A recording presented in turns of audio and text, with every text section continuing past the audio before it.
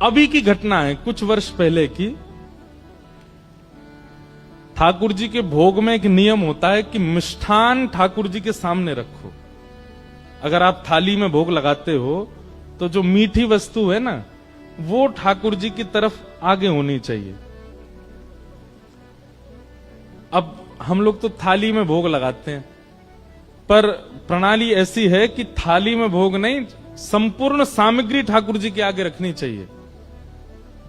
कड़ी बनी है, चावल बनी है, रोटी बनी है, साग बना है, सब भर भर के पात्र लेके जाओ और ठाकुर जी के सामने सब कुछ पधरा दो। मंदिरों में ऐसे ही भोग लगता है, सारी सामग्री ठाकुर जी के आगे धरते हैं। ठाकुर जी को जितना रुचि लगे उतना पावे। आपने 2 ही रोटी धरी ठाकुर जी के आगे, ठाकुर जी मधुमंगल श्रीदामा सब आ गए होंगे, ठाकुर जी कह रहे होंगे भैया नेक नेकी पहियो 2 ही धर के गए हो है, भूख तो ज्यादा लग रही है पर नेकी धर के गए हो है।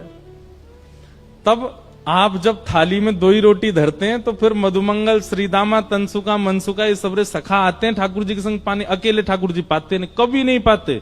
या तो किशोरी जी और अष्ट सखियां आएंगी या फिर ठाकुर जी अपने सखान को बुलाएंगे। ठाकुर जी अकेले प्रसाद नहीं पाते। और आप धर के क्या गए हो, 2 ही रोटी, नेक्स्ट सी सब्जी। अच्छा, कई घरों में तो देखा इतनी सी चांदी की थाली, वहां में इतनी इतनी सी कटोरी। हमारे लाल जी छोटे हैं ना, छोटा सा मुख, छोटी सी थाली, छोटी सी गिलास। कहीं ठाकुर जी ने आपको छोटा सा मान लिया ना, रोते रहोगे फिर अन्य के काजे। ठाकुर जी को भूख नहीं लगती, लेकिन आपका भाव यदि लाला का है उनके प्रति, सबरी सामग्री धरो सामने और सब सामग्री धर के ठाकुर जी तो कहो, हे लाल जी सबरे सखान को बुला लो, किशोरी जी को बुला लो, नंदरानी यशोदा नंद बाबा सबन को बुला लो, प्रेम से चकाचक पाओ।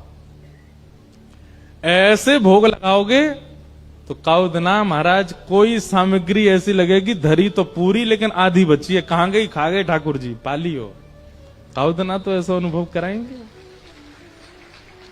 तो ठाकुर जी के सन्मुख, जहां ठाकुर जी विराजने उनके सन्मुख मिष्ठान, मिष्ठान के बाद नमकीन, नमकीन के बाद साग, दाल, कढ़ी, चावल, रोटी, ऐसे भोग पधराना चाहिए ठाकुर जी के सन्मुख। तो नाथ द्वार में नवनीत प्रियालाल जी इतने से लड्डू गोपाल, छोटे से, तो उनके सामने भोग पधराया गया। लेकिन जल्दीबाजी में कहा कियो, मीठी सामग्री पीछे धर दई और कढ़ी बिल्कुल सामने धर दई। जहां नवनीत प्रिया जी विराजते हैं सिंहासन पर, बिल्कुल सामने कढ़ी धर दई। और नवनीत प्रिया जी का नियम है, बहुत आनंद वाली कथा है उनकी, वो मंदिर में भोग नहीं लगाते। छोटे से गोपाल जी हैं, अपने सिंहासन पर बैठे, सिंहासन सहित रसोई घर में जाते हैं और रसोई घर में चूल्हा के बगल में बैठ के पाते हैं। क्यों? भावना ऐसी है कि बोले गोपाल जी हैं, गोपाल जी कोई टेबल पे बैठ के, चौकी पे बैठ के थोड़ी पामे, वो तो यशोदा मैया के बगल में बैठे रहे, यशोदा मैया बनाती रहे, पवाती रहे, लाला ले लाला मैं रोटी बना रही हूं, बाबा का जी तू रोटी खातो रहने एक देर। यशोदा मैया चूल्हा पे प्रसाद बनावे और ठाकुर जी बैठे बैठे पामे। इस भाव से श्री ठाकुर जी रसोई घर में जाते हैं, वहीं प्रसाद भोग लगाते हैं। किसी की रसोई इतनी पवित्र हो तो वो ये लीला कर सकते हैं, इतना अवकाश है उनके पास कि वो घर में ही रहते हैं। तो ऐसी एक योजना बनाओ, ठाकुर जी को श्रृंगार मंदिर में, ठाकुर जी का बाल भोग मंदिर में, लेकिन राजभोग दोपहर का जो भोग होता है उसमें ऐसी सुंदर पूरे मार्ग पर गोबर को चौका लगाओ, ठाकुर जी को सिंहासन धीरे से उठाओ और रसोई घर में बढ़िया सुंदर गोबर के चौका लगा के वहीं विराजमान करो और वहीं ठाकुर जी के सामने प्रसादी बना करके फिर ठाकुर जी को पधराओ। सेवा तो बहुत विस्तार की है, लेकिन हम लोगों पे समय नहीं है। ऐसी सेवा अगर होने लग जाए ना गुसाई जी जैसी, तो इस कलयुग में आज भी ठाकुर जी बोलने लग जाएं, आज भी ठाकुर जी पाने लग जाएं। तो नवनीत प्रियालाल जी रसोई में गए, जल्दी जल्दी में सेवकों ने मिष्ठान तो पीछे धर दिया और कड़ी सामने पधरा दी। कछु रोटी ठाकुर जी के सामने बना करके सन्मुख पधरा दे और फिर सबरे जन प्रणाम करके फिर वहां से चले जाएं। अब अपने सखान को बुला लियो, लाल जी प्रेम से पाओ। और मंदिर वहां रसोई घर की किवाड़ बंद करके सब चले गए। थोड़ी देर बाद जैसे ही भीतर रसोई में प्रवेश किया तो क्या पाया, ठाकुर जी अपने सिंहासन पे है ही नहीं। सिंहासन पे लाल जी है ही नहीं। अब तुम्हारा झल्ला मच गया, ठाकुर जी कहां गए, नवनीत प्रियालाल कहां गए, सब जगह खोजो कहीं नहीं मिले।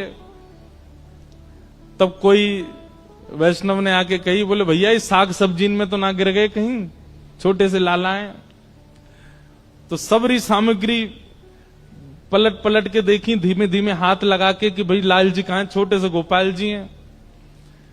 सबरी सामग्री उलट पलट करी, कहीं नहीं मिले। लेकिन जो सिंहासन के सन्मुख कढ़ी इतनी बड़े पात्र में धरी थी, जैसे ही वाकू पलटो सुबह में नवनीत प्रियालाल जी मिल गए। तो जितने वहां पर रसोईया थे और आचार्य जन थे, उनको लगी ओहो लाल जी को कढ़ी इतनी भाई खाई नहीं भाई, मैं कूद गए। बताओ कढ़ी इतनी बढ़िया लगी कि वहां में नहा रहे हैं। और महाराज रसोईया ने कह दी, भैया आप सुनो, आगामी कछु दिना तक कढ़ी को ही भोग लगाओ ठाकुर जी को, इतनी कढ़ी बढ़िया लग रही ठाकुर जी को। अब तो हर दिन कढ़ी बन रही है ठाकुर जी को, कढ़ी कढ़ी, और सामने कढ़ी को ही भोग लगा रहे हैं। 5-6 दिन बीत गए तो जो मुख्य मुखिया जी थे, मुख्य पुजारी, रात में जैसे सोए तो श्री छोटे से गोपाल जी रोते रोते उनके स्वप्न में आए। जय जय कहा भय हो, आप काय को रो रहे हो, लाल जी आप काय को रो रहे हो। छोटे से गोपाल जी बोले, 5 दिन है गए मुंह कड़ी कड़ी पवाए जा रहे हो और कुछ बनाए ना रहे। तो गुसाई जी बोले, मुखिया जी बोले, जय जय वादना आप कूद गए कड़ी में, तो हमें लगी कड़ी बहुत बढ़िया लगे, या हमारे कड़ी को भोग लगा रहे। ठाकुर जी बोले, अरे कड़ी बढ़िया लगे या हमारे ना कूदो, तो तुमने खीर दूर धर दई, मैं तो वह ले वे जा रहा हूं, सो कड़ी बीच में आ गई भाई, मैं गिर गो, मैं तो खीर पावे जा रहा हूं, कहा करूं इतनी बड़ी कुआ जैसी कड़ी वहां में गिर गो मैं तो। मुखिया जी के नेत्र सजल हो गए, रात्रि में ही ठाकुर जी को प्रणाम किया, जय जय क्षमा कर दो। ऐसी लीला ठाकुर जी। ये लीला का विस्तार किसने किया, श्री गोसाई विठलनाथ जी। थोड़ा विस्तार तो बंधुओं करो। आप पति के लिए समय निकालते हैं, बच्चों के लिए समय निकालते हैं, प्रेमियों के लिए समय निकालते हैं, ठाकुर जी के लिए भी समय निकालो। नेक विस्तार तो उत्सव को, सेवा को करो, तभी ठाकुर जी अनुभव कराएंगे अपना।